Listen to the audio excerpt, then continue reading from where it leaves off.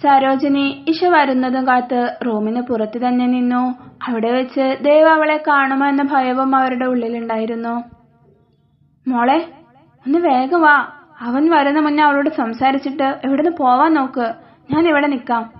ദേവ് വരുന്നത് കണ്ട അപ്പൊ ഞാൻ മിസ് കോൾ അടിക്കും. അമ്മ ഇങ്ങനെ ടെൻഷനാവാതെ, എനിക്ക് പറയാനുള്ളത് പറഞ്ഞ് ഞാൻ ഇപ്പൊ ഇറങ്ങും. മുഖത്തെ വിജയ ചിരിയോടെ അവൾ വാതിൽ തുറന്ന് അകത്തേക്ക് കയറി.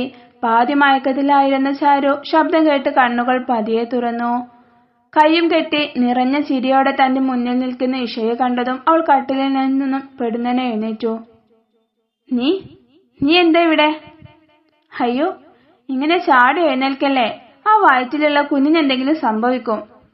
ഇഷ അതും പറഞ്ഞ് പൊട്ടിച്ചിരിക്കാൻ തുടങ്ങി. ഇവൾക്കെന്താ ഭ്രാന്തായോ എന്ന മട്ടിൽ ചാരു അവളെ സംശയത്തോടെ നോക്കി. നിന്റെ കുഞ്ഞിന് സുഖാണോ?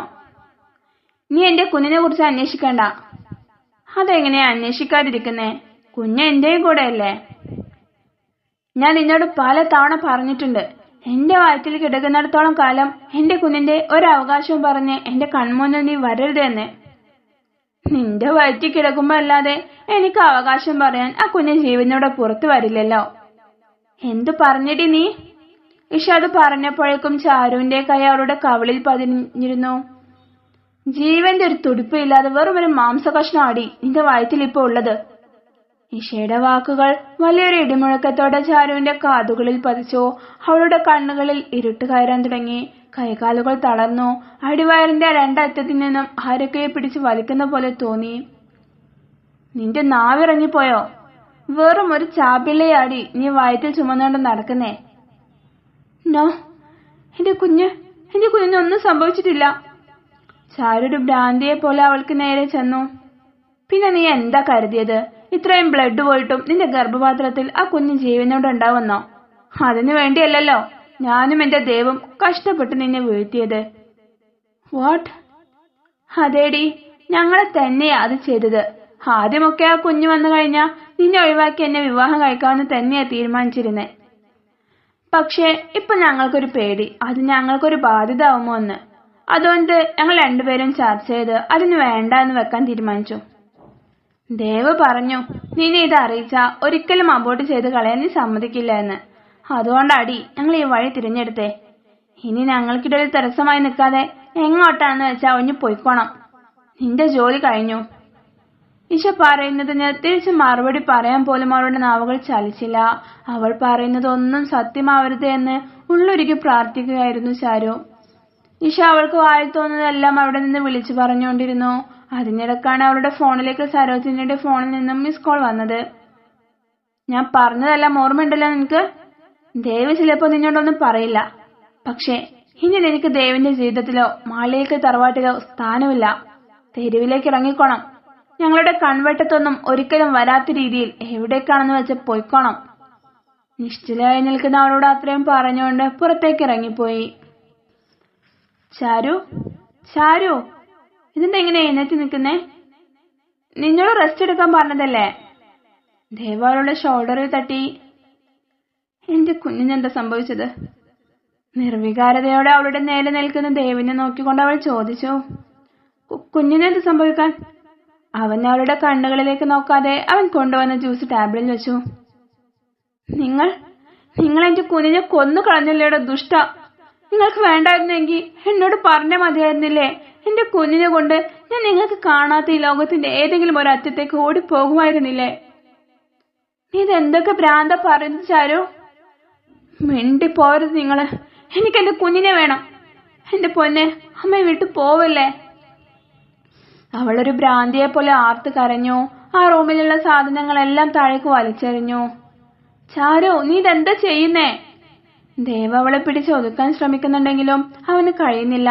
കാരണം ആ സമയം അവളുടെ ശരീരം പ്രത്യേകമായൊരു ശക്തി പ്രാപിച്ചിട്ടുണ്ടായിരുന്നു. അവിടെയുള്ള ബഹളം കേട്ട് പുറത്തുനിന്നും നഴ്സുമാരും ഡോക്ടറും അവിടേക്ക് വന്നു. അവളുടെ അവസ്ഥ കണ്ട് ഒരു ഇഞ്ചക്ഷൻ നൽകാൻ ഡോക്ടർ നിർദ്ദേശം നൽകി. അത് ഇഞ്ചക്ട് ചെയ്ത ശേഷം അവളൊന്ന് ശാന്തമായി മയക്കത്തിലേക്ക് പോയി. എന്താണ് ദേവ് സാർ ഇതൊക്കെ?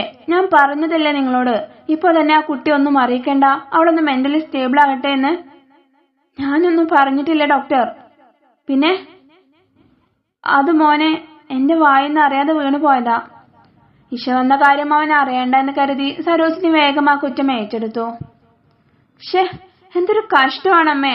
അമ്മയെ ഒറ്റക്ക് അവളുടെ അടുത്തേക്ക് പോയതാ ഞാൻ ചെയ്ത് തെറ്റ്. അമ്മയ്ക്ക് എങ്ങനെയാ ഒരു ദയമില്ലാതെ ഇങ്ങനെ പെരുമാറാൻ പറ്റുന്നേ? മോനെ, ഞാൻ പറഞ്ഞില്ലേ, അറിഞ്ഞോണ്ടല്ല, അറിയാതെ പറ്റിപ്പോയതാ. അവളുടെ ഓരോ പൊട്ടം വർത്താനം കേട്ടപ്പോ എനിക്കങ്ങ് പെരുത്ത് കയറി. അപ്പോ എന്റെ നാവിൽ നിന്നും അറിയാത്ത കാര്യം വന്നു.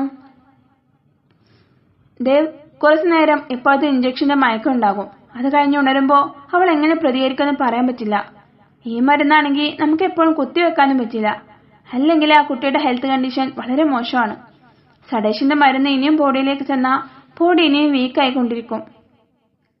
ഇനിയിപ്പോ എന്താ ചെയ്യ ഡോക്ടർ? ദേവ് നിസ്സഹായതയോടെ ചോദിച്ചു.